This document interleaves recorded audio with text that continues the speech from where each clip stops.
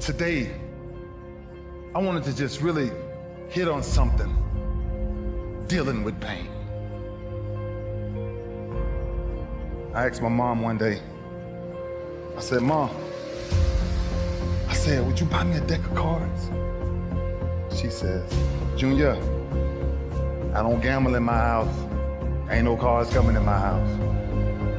I said, Mom, I don't need them for gambling. I don't want them for gambling. I just need a deck of cards, Mom. My mom, for years, from the time I was 4, 5, 6, 7, 8, 9, 10, I never saw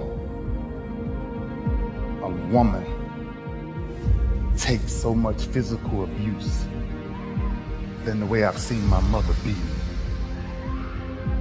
every freaking day of my life. But I can't help her because I'm not strong enough. I don't have the muscle to get these men off my mother.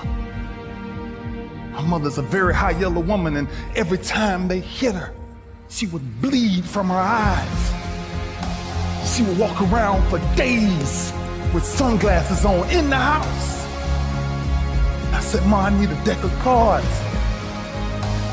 Last altercation we got in, my stepfather hit my mama so hard in the face. I called her. And I looked at him with this rage and this pain in my eyes. Like one day. And I took this deck of cards.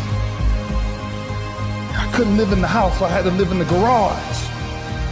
And after this last altercation we had with this guy, I ran to my garage and I grabbed this deck of cards and I flipped a 7. And I started doing 7 push-ups. I flipped a 6, I did 6. I flipped a 9, I did 9. I flipped a 2, I did 2. I flipped another 9, I did 9. Until I got all the way through the deck. Jack, Queen, King worth 10. Aces, 25s, and Jokers, 50. Until I got sick and tired of what pain felt like in my gut. It didn't even matter to me no more.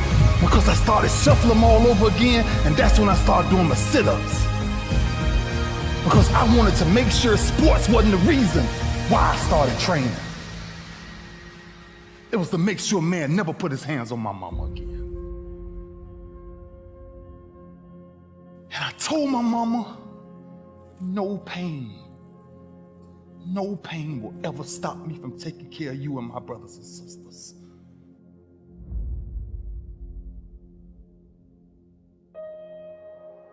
That's why I started doing what I started doing. Sports was a byproduct of what people started to see. It was the behind the scenes that was driving me crazy.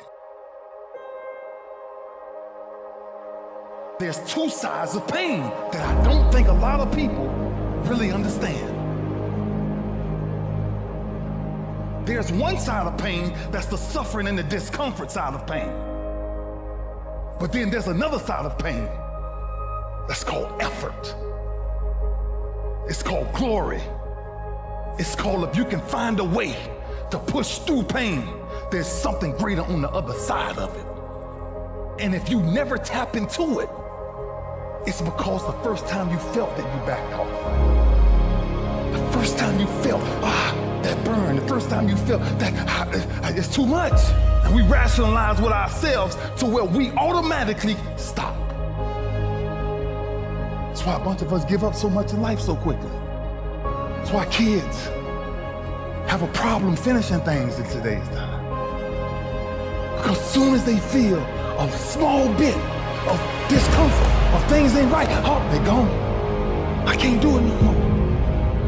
But suppose I told you the greatest pain of my life is the reason I'm standing here today.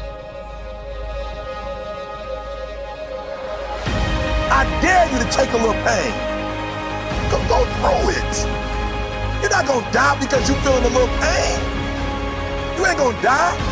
At the end of pain is success. Pain is temporary. It may last for a minute, or an hour, or a day, or even a year, but eventually it will subside. and something else will take its place. If I quit, however, it will last forever.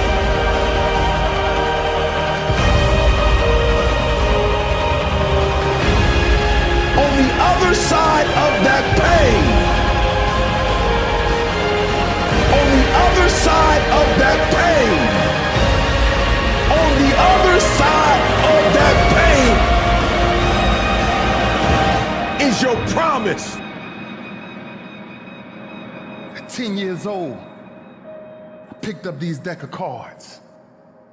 And one day I counted them. And I found out there was 52 of them in the deck of cards. 52. And I turned my greatest pain into, in my business, with the greatest achievement ever is the touchdown Barney Trophy. 52 cards.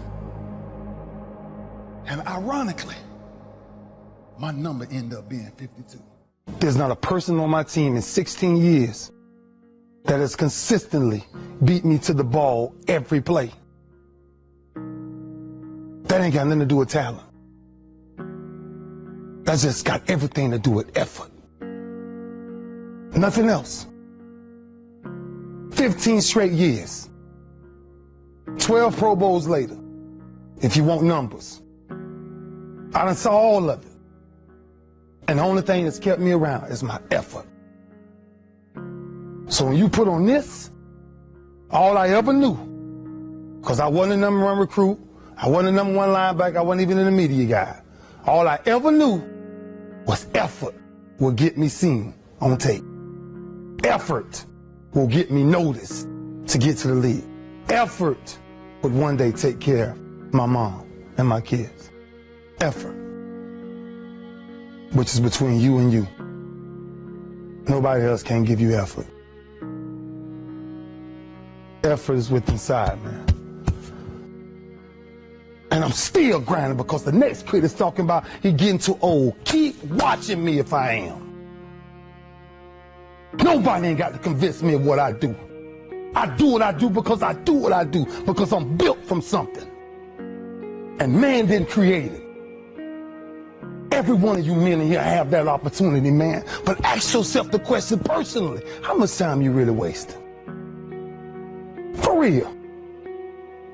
Or do you really represent this? I represent it because it's all I had. It's the only brotherhood I ever been formed to. That's why when I see y'all perform on Saturdays, that is my peace. That's why I run to the hotels. I don't need to talk to nobody before my games. I just need to see what I once came from. I sat in these same chairs you guys sat in, man. I sat around the greatest athletes in the world.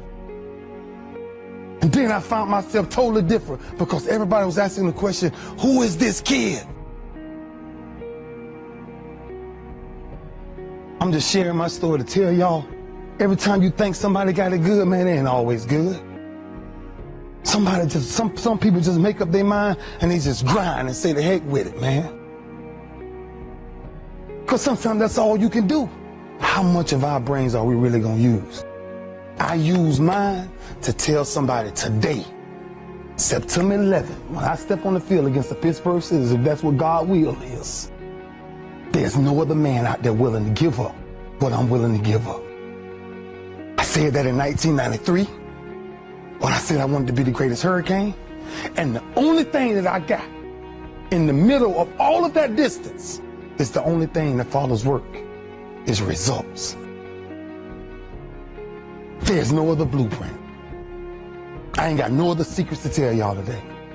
I ain't come here for nothing else but to tell you, if you want to do something, work at it. You want a better relationship with God, work at it. You want to understand why pulling your pants up is important, why yes ma'am and no ma'am is important, why being in the meeting with complete silence when somebody walks in, because it's presence and essence that determines respect.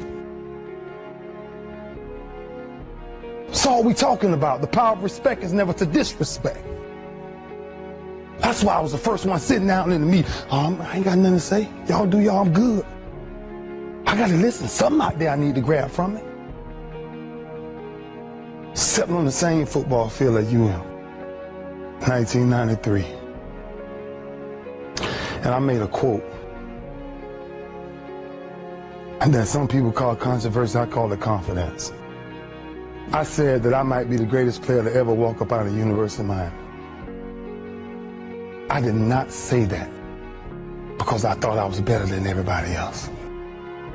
I said that simply because I was willing to put in the work to now be back here 18 years later and tell you the only brotherhood I still have. You've got to say yes to your life. You've got to say yes. Yes to my dreams. Yes to me. Yes, I can make it. Yes, I can. Doesn't matter how many failures I've made. Doesn't matter how many mistakes I've endured. Doesn't matter about my defeats. Doesn't matter about what I've done. It sits on my chest in a shirt form. But the eye of that real hurricane is found in my heart. Is this where it all came from? Same path y'all walk. Same calves y'all going in. Same green tree y'all walking up and down. I had one pair of jeans in college for at least 2 years. At least 2 years. What drives you? Because I feel home. And when you're home, ain't much to say. Our work spoke for itself. That's where our swagger came from. Our swagger came from, we worked as a unit. I came to the University of Miami, there was one mind, one set, one heartbeat. It was impossible to get to us. Because if you saw us somewhere, you saw 15 or 20 of us. Gotta stop leaving each other. Gotta stop hanging out without each other. The streets ain't chasing the same things you chasing. There's many temptations out there. Just stay focused, man. As a team, though. As a team. That's all I knew when I was here. That's what kind of kept me focused. That I finally ran into a team. And you guys have that same thing. Because this you will never die. It'll never die. So it's up to you to carry that. It's up to you to carry that. And every Sunday, every Saturday, everything is talked about. I gotta commit my very being to this thing. I gotta breathe it, I gotta eat it, I gotta sleep it. And until you get there, you'll never be successful in life. But once you get there, I guarantee you, the world is yours. You won one yesterday? Know what you carry. When you carry this you on your chest. Know what you carry, man. You carry a legacy of greatness. And greatness is a lot of small things done well. Day after day, workout after workout, obedience after obedience, day after day.